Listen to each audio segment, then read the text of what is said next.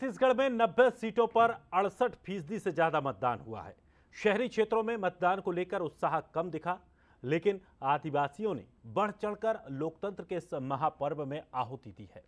SC ST के लिए आरक्षित 29 में से 28 सीटों पर 2018 के मुकाबले 2 से 5% वोटिंग ज्यादा हुई है। तो क्या रही इस बम्पर वोटिंग की वजह और नतीजों पर इसका असर क्या होगा, आइए देखते हैं। आदिवासी ही छत्तीसगढ़ की ताकत है और ये ताकत लोकतंत्र के महापर्व में भी दिखी। जब वोटिंग हुई तो आदिवासी सीटों पर उत्साह देखते ही बन रहा था। छत्तीसगढ़ की 34% आबादी आदिवासी वर्ग से आती है।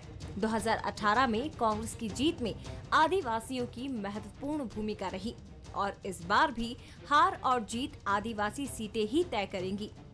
2023 में सबसे ज्यादा मतदान भी प्रदेश की 29 आदिवासी सीटों पर हुआ। बस्तर, सरगुजा और रायपुर संभाग की आदिवासी सीटों में 87% तक वोटिंग हुई। वोटिंग के बाद अब आदिवासी सीटों पर बम्पर वोटिंग के लिए अलग अलग समीकरण लगाए जा रहे हैं। बीजेपी और कांग्रेस इसे अपने अपने पक्ष में बता रहे हैं।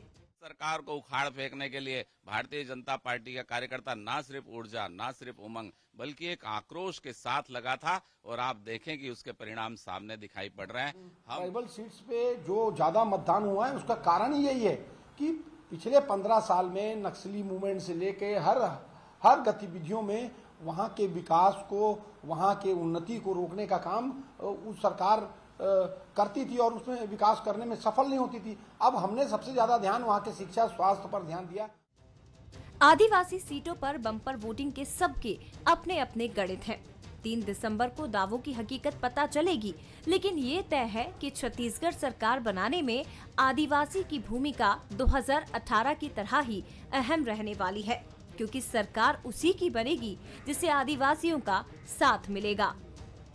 गौरव शुक्ला, पर्सनल न्यूज, रायपुर।